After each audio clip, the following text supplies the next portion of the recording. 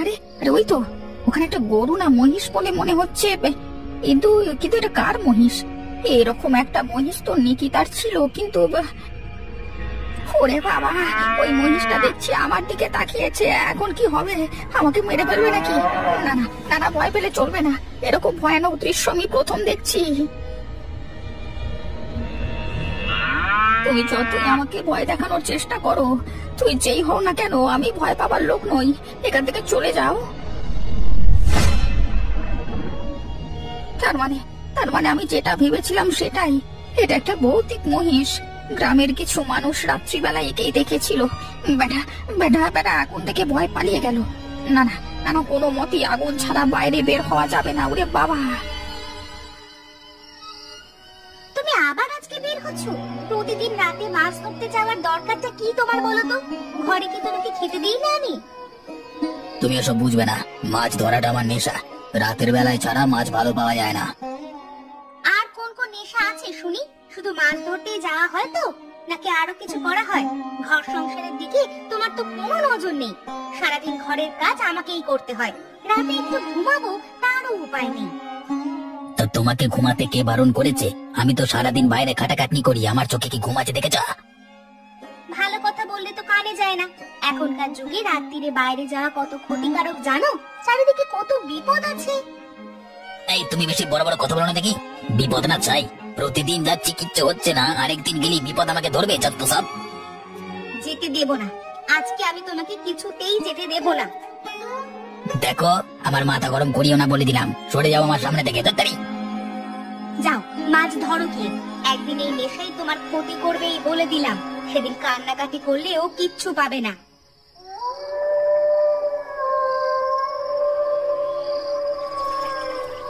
আমাকে বাড়িতে বন্দি করে রাখবার ধান্দা। দুনিয়ায় বিয়ে হয়ে সব লোক যেন জেলখানায় বন্দি হয়ে আছে, ভালো লাগে না যত সব।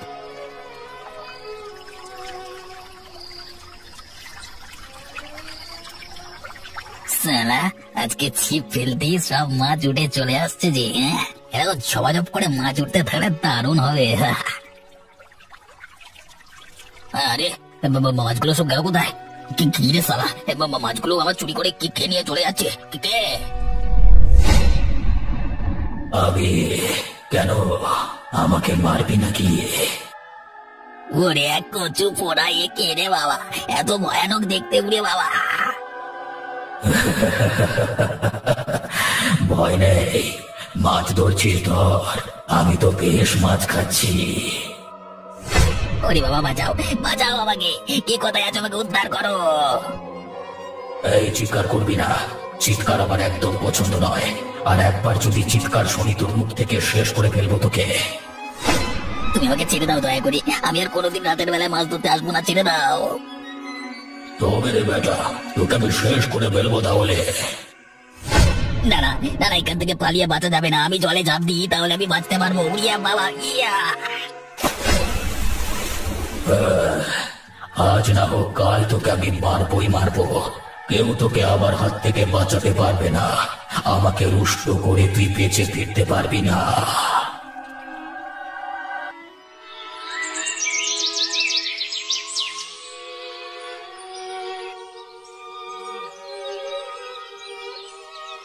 খাবারটুকু খেয়ে নে মা, না হলে যে শরীর দুর্বল হয়ে পড়বে। ঠাকুমা, আমার কিছুই যেন খেতে ভালো লাগছে না, খুব বিরক্ত লাগছে আমার। আমি জানি, কিন্তু সেদিন রাতে কি হয়েছিল বলতো মা? তোকে কিসে এভাবে রক্তাক্ত করে দিয়ে চলে গিয়েছিল? ঠাকুমা, সেদিন রাতে তুমি আমাকে দোকানে যেতে বললে, আমি দোকান যাচ্ছিলাম। হঠাৎ করে আমি একটা মহিষের গলার শব্দ শুনতে পাই। আমি ভাবলাম মহিষ এখানে কোত্থেকে এলো। মহিষের গলা? তারপর আমি এদিক ওদিক তাকিয়ে দেখি আমার থেকে কিছুটা দূরে একটা মহিষ চড়ে বেড়াচ্ছে। আমি ভাবলাম কার মহিষ, খুলে হয়তো বেরিয়ে গেছে, যাই একটু ধরে বেঁধে দিয়ে আসি। তারপর সেই মোষটা তোকে আক্রমণ করলো তো পরে হঠাৎ সেই মহিষ আমার দিকে ঘুরে তাকালো। চোখগুলো লাল আগুনের ভাটার মতো জ্বলছে। লাল চোখ দেখেই আমি বুঝতে পারলাম সেই মহিষ কোনো সাধারণ মহিষ নয়। তার মানে গ্রামের লোকেরা যে কথা বলে সেই কথা মিথ্যে নয়। তোকে আমার একা ছাড়া উচিত হয়নি। আমিও ভাবতে পারিনি ওর হাত থেকে বেঁচে ফিরবো। যেভাবে আমাকে এসে শিং দিয়ে আঘাত করলো, উফ বাবারে, আমার এখনো যেন ভয়ে হাত পা ঠান্ডা হয়ে যাচ্ছে।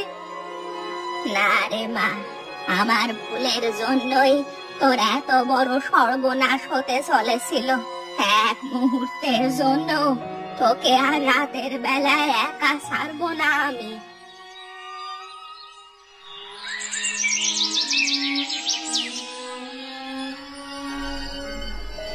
নিশিকান্ত বাবু, আপনার কানে কি খবরটা গেছে নাকি এখনো পর্যন্ত যায়নি? কোন খবরের কথা বলছো? আমি কিছুই বুঝতে পারছি না। গ্রামে কি সব যেন ভৌতিক উপদ্রব চলছে, সবাই কালো মহিষের ভূত দেখছে। ও হ্যাঁ, শুনেছি, কিন্তু গ্রামের মানুষের গুজবের কথায় কান দিতে আমি রাজি নই। আমি ওসব কিছুই বিশ্বাস করি না। গুজব নয় নিশিকান্ত বাবু, ওদিকে বুড়ির নাতনি পূজা প্রায় মরতে বসেছিল। আপনি কি তাতেও বিশ্বাস করেন না? দেখো হরিপদ ডাক্তার, আমি বুড়ো মানুষ, এই বয়সে এসব নিয়ে মাথা ঘামাতে চাই না। যা হচ্ছে হতে দাও। কিন্তু আপনি গ্রামের গণ্যমান্য মানুষ, গ্রামের মানুষের কি হবে সেটা ভেবে দেখেছেন? তাদের রক্ষা করবার দায়িত্ব তো আমাদেরই। দায়িত্ব? আমি তো সারা জীবন দায়িত্ব পালন করে এসেছি, অততেই বুড়ো বয়সে একটু শান্তিতে থাকতে চাই। আপনি যদি সাহায্য না করেন তাহলে এই ভৌতিক উপদ্রব থেকে আমাদের গ্রামকে কে রক্ষা করবে বলুন তো? ডাক্তার, তুমি আমাকে ভালো দেখে ঘুমের ওষুধ দাও তো, যাতে আমার রাতের ঘুমটা খুব ভালো হয়। এসব কথা কানে আসতে আসতে আমার শরীরটা খারাপ হয়ে যাচ্ছে। আপনি ঠিক বুঝতে পারছেন না বাবু, অবশ্যই এই ভৌতিক ঘটনার পেছনে কোনো রহস্য আছে। তুমি বুঝতে চাইছো না? আমি বললাম না, যা রহস্য থাকে থাকতে দাও, আমার তাতে কিছুই আসে যায় না। ঠিক আছে, আপনাকে কি আর বলবো, আপনাকে ওষুধ দিয়ে দিচ্ছি, আপনি নিন। আয়, খাবি আয়, এবার তাড়াতাড়ি এসে খেয়ে যা। দেরি করিস না, তাড়াতাড়ি খেতে শুরু কর, কিন্তু ভুলে যাস না তোকে গ্রামের সমস্ত মানুষকে শেষ করতে হবে, একজনকেও ছাড়া যাবে না। আমি সব কটাকে একে একে শেষ করব, কাউকে ছাড়বো না। ভুলে যাস না, একদিন এই গ্রামের মানুষ আমাদের পাশে দাঁড়ায়নি, আমাদের ভিটে মাটি ছাড়া করেছিল গ্রামের মোড়ল। আমি তখন ছোট, এখন সেসবের শোধ তুলতে হবে। এই তাহলে ঘটনা, নিকিতাই তাহলে ভূতের পেছনে আছে। ওই মহিষ ভূতকে নিকিতাই তাহলে আমাদের পেছনে লাগিয়েছে। আমি আন্দাজটা ঠিকই করেছিলাম। কিরে, তোর খাওয়া শেষ হলো? এবার যা এখান থেকে, তোর কাজ শুরু করে দিকে যা। না না, সবকিছু জেনে এভাবে মুখ বুজে থাকলে হবে না।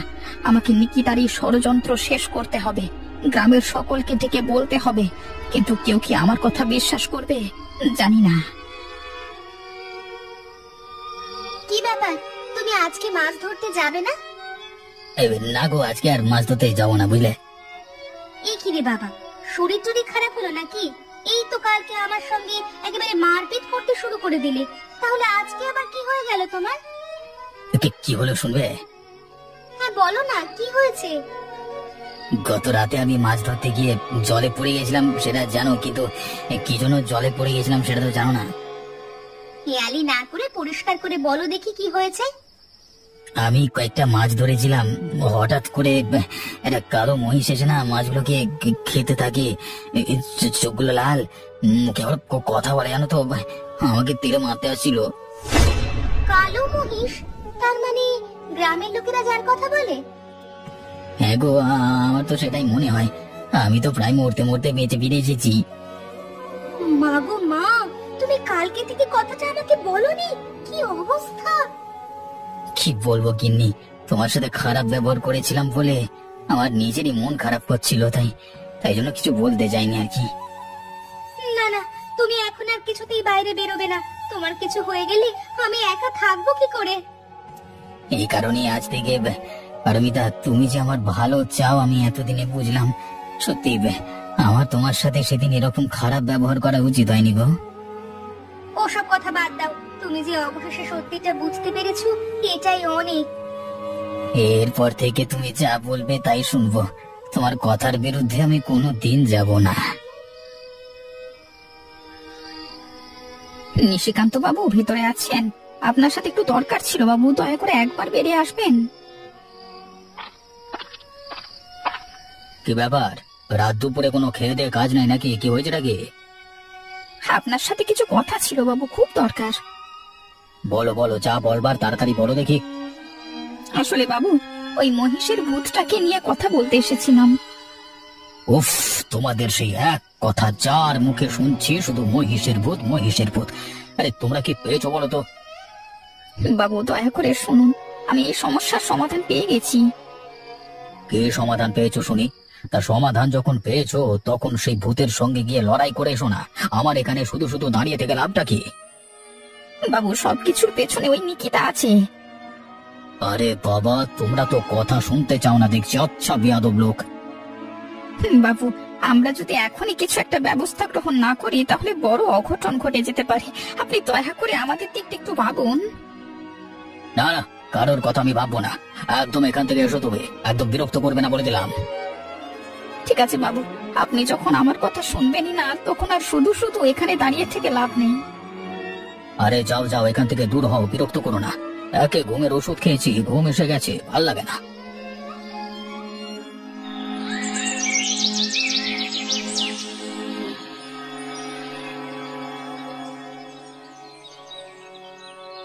এখন কেমন লাগছে পূজা? শরীর ঠিক আছে তো? ব্যথাটা এখনো আছে, কবে কমবে এই ব্যথা? হ্যাঁ, আমি তোমাকে ওষুধ দিয়ে দিচ্ছি, কয়েকদিনের মধ্যেই কমে যাবে। কিন্তু সেদিন তোমার সাথে কি হয়েছিল বলো তো? ওই কালো মহিষ তোমাকে হঠাৎ করে আক্রমণ করলো কেন? আমি জানি না, কোনো খারাপ উদ্দেশ্য আমার ছিল না, কিন্তু তাতেও। তুমি কি সেদিন আর কিছু দেখেছিলে? একটু ভালো করে ভেবে বলো তোমা। না, সেদিন আর কিছু তো আমি দেখিনি, কিন্তু কিন্তু কি?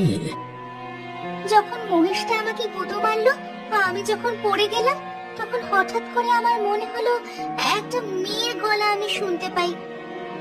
মেয়ের গলা? কি বলছিল কি? বললো, মারিস না, ছেড়ে দে। আমি যন্ত্রণায় আর তাকাতে পারিনি, আমার এতক্ষণ কথাটা মনেও আসেনি। আশ্চর্য ব্যাপার, কে ছিল সেই মেয়েটা? একটা রহস্যজনক ব্যাপার তুমি বললে তো। তার মানে গ্রামবাসীর কেউ এই ঘটনার পেছনে যুক্ত আছে। হতে পারে, আবার আমি ভুলও শুনতে পারি, কিন্তু যদি ঠিক শুনি তাহলে বলতে হবে সে অজ্ঞাত মেয়েটার জন্যই আমি বেঁচে আছি। দেখি সেই মেয়ে কবে আমাদের সামনে আসে, কবে উপরওয়ালা ওই কালো মহিষকে সারা জীবনের মতো এই দুনিয়া থেকে উঠিয়ে নেয়।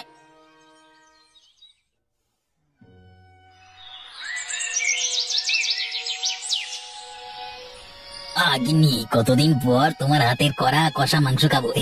আরে আমার যে কি আনন্দ হচ্ছে গিন্নি। আর কিছুক্ষণ অপেক্ষা করো, আমার মাংস রান্না হয়ে গেছে, আমি তোমাকে খেতে দিচ্ছি। আরে সেই মহিষের ডাক বলে মনে হচ্ছে। তাড়াতাড়ি যাই গিন্নির কাছে, যাই গিন্নির কাছে যাই। গিন্নি গিন্নি, চুপ করো, এখানে একটা ব্যাপার দেখতে এসো, জানলার কাছে এসো।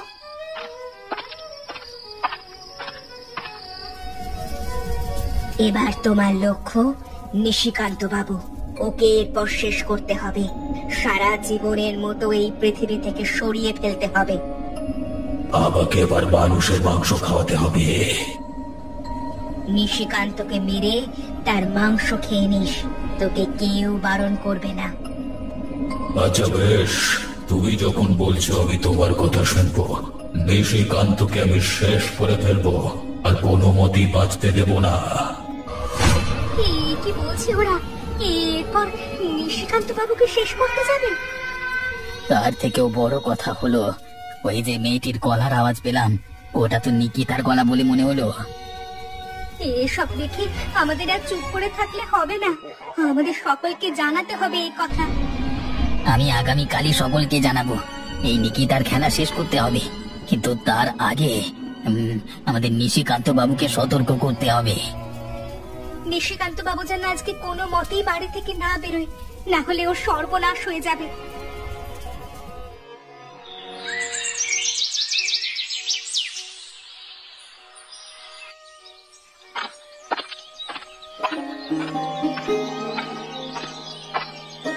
কি রে দিবাকর, কি হয়েছে তোর? মুখটা এরকম শুকনো লাগছে কেন? তোমাকে কথাটা বলা উচিত হবে কি? আরে কি কথা বল না শুনি। আরে রতন, আমাদের গ্রামে যে মহিষের ভূতটা দেখা যাচ্ছে, পেছনে কার হাত আছে জানো? ওই নিকিতার, তাই তো? তুমি জানতে? আমার তো বিশ্বাস হচ্ছে না। তুমি জেনে হয়তো চুপ করে দিলে। চুপ করে থাকতে বাধ্য হয়েছি। গ্রামের মোড়ল যখন এসব দিক থেকে মুখ ফিরিয়ে নিচ্ছে, তখন আমাদের আর কি দরকার বল দেখি। তো তার মানে তুমি নিশিকান্ত বাবুকে কথাটা বলেছিলে? আমাকে এক প্রকার ঘর থেকে তাড়িয়ে দিয়েছিল জানো। তো তাহলে কি দিবাকর বাবু সব জেনে শুনে গ্রামবাসীদের মৃত্যু মুখে ঠেলে দিয়েছেন? হয়তো তাই। তুমি এখন কোথায় চললে? আমি যাচ্ছি নিশিকান্ত বাবুকে সাবধান করতে, কারণ এই কালো মহিষের পরবর্তী লক্ষ্য হলো নিশিকান্ত বাবু নিজে। এখন ঘরে পাবে না তাকে। আমি সকালবেলা গিয়েছিলাম, কিন্তু তাকে দেখতে পাইনি। তাহলে আমরা দেরি করে ফেললাম না তো, যদি ওনার কিছু হয়ে যায়? আমি তো তাকে সাবধান করবার চেষ্টা করেছিলাম প্রথমে। এখন জানি না উনি কোথাও গেছেন কিনা, নাকি ওনার কিছু হয়ে গেছে। তাহলে আর কি করা যাবে? এখন রতন, আমাদের কিছু একটা ব্যবস্থা করতে হবে। সবকিছু জেনে এভাবে চুপ করে থাকতে পারি না আমরা। একবার আমাদের হরিপদ ডাক্তারের সাথে কথা বলতে হবে, দেখি উনি কি বলেন।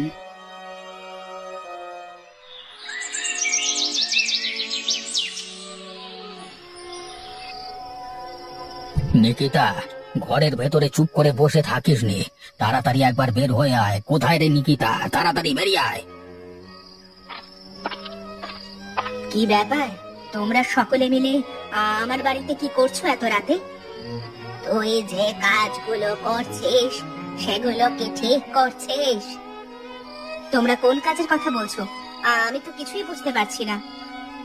না জানবার ভান করিস না নিকিতা, সব সময় মনে রাখবি, তুই যে ভুলটা করছিস সেই ভুলের কিন্তু কোনো ক্ষমা নেই।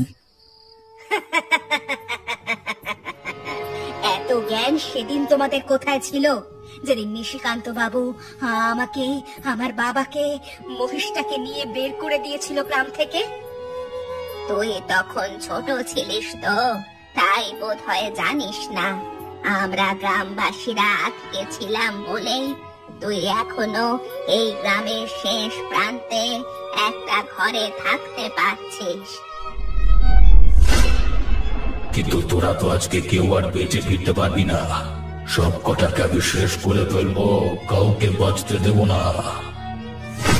ওই দেখো সবাই, সেই মহিষের ভূত আবার চলে এসেছে। এখন কি হবে? কেউ ভয় পাবে না। আজকে মরলে সাহসিকতার সাথেই মরবো সকলে, কারোর চোখে যেন ভয় না থাকে। সব কটা একসাথে শেষ হবে, তাহলে এসেছিস আমার বাড়িতে? কই রে, তুই আর দাঁড়িয়ে মুখ দেখিস না, তোদের সকলকে মেরে ফেল। এবার তোদের এই শয়তানি বন্ধ করতে হবে। আমি তোর মহিষ ভূতকে নিয়ে সারা জীবনের মতো এখান থেকে চলে যাব। কালকে আমাকে মেরে ফেলেছে ওরা। আমি সারা জীবন আমার পাপ কাজের জন্য অনেক কষ্ট পেয়েছি। আমার পাপের প্রায়শ্চিত্ত করবার জন্য অনেক চেষ্টা করেছি, কিন্তু তাতেও কোনো কাজ হলো না। তুই দাঁড়িয়ে কি দেখছিস? তাড়াতাড়ি মেরে ফেলে দেখে। ছেড়াও আমাকে, ছেড়াও লাগছে। আর কারো সর্বনাশ হতে দেব না আমি গ্রামবাসীদের রক্ষা করবই করব।